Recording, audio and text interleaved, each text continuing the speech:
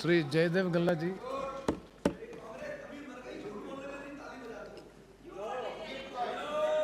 Thank you, sir, for giving me this opportunity to speak on this very important subject. Please, please.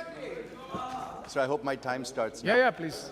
Sir, although it's within the purview of the Finance Minister, and she will be responding at the end of this discussion, I feel that if the Honourable Consumer Affairs Minister can also intervene in the discussion and apprise the House on what his price monitoring division in particular and his ministry in general has done to monitor, control and contain prices of essential commodities, it would definitely add value to this discussion, sir. Sir, I would like to thank the Honourable Speaker for permitting me to take up the discussion on price rise, which is really hitting the common man. It is a double whammy for the poor and the middle class. First, they suffered due to the pandemic, and now the skyrocketing of essential commodity prices. Running inflation and hike in fuel prices are adding fuel to the fire, sir.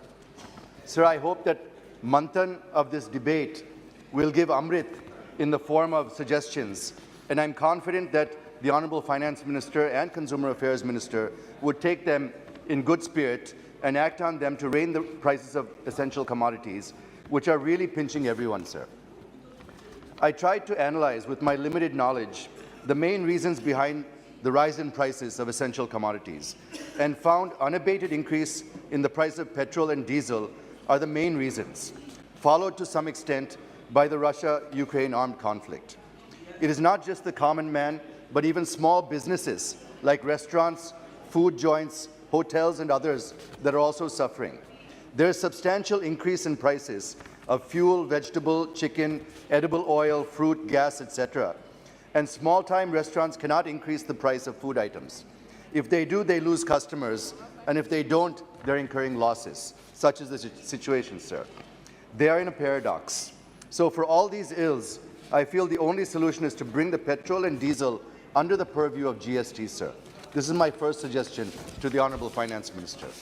Sir, inflation is hovering more than 7%, much more than the RBI's threshold limit of 6%. For many months now, the CPI has been hovering around 8.5%, and the WPI registered 16% in May. The inflation is nothing but taxation without legislation, sir. I agree with the Finance Minister that price is a global phenomenon, and India cannot be insulated from this. I also agree to some extent when the Finance Minister says that the Russia-Ukraine conflict also disrupted supply chains and resulted in increase of prices. This is true, but at the same time, inflation is majorly caused due to two reasons. One is demand pull inflation, and the other one is cost push inflation. The former can be controlled with reducing money supply or increasing prices through taxation. But when it comes to the latter, the measures needed are to increase the supply to meet the demand, which is not happening. And with floods in almost every part of the country, this will further worsen in the coming days. I would like to know from the Honourable Finance Minister the details of monetary, fiscal, administrative and price control measures taken by her and the RBI to control the inflation. This is my second point, sir. Sir, my next point is on containing retail prices. As per the existing system, retail prices are fixed by market forces, and people think that the government has a limited role to check spike in an unacceptable price rise. This is not true, sir, not fully true. Look at the legal metrology packaged commodities rules. It has a provision to fix the retail price of essential commodities if the prices of which go up, and now retail prices have shot up abnormally. It is not applicable to just packaged commodities, but also applicable to loose items sold in retail market. So I suggest the Honourable Finance Minister and also Consumer Affairs Minister to take proactive steps and fix the retail price for essential commodities for a certain period of time in the interest of consumers. Sir, I just have two more minutes and I'll conclude, sir. Sir, vulnerable sections of the society are suffering with high prices of commodities right from vegetables, pulses, oil, milk and whatnot. But to rein in high prices, we have one more mechanism, that is market intervention system, sir. The objective of this scheme is to intervene and to stabilize the prices in the market and to ensure that shortages do not adversely impact the consumers. So the House would like to know, and the country would like to know, what interventions the Government of India has made through the market intervention schemes to stabilize prices and whether such initiatives have given good results.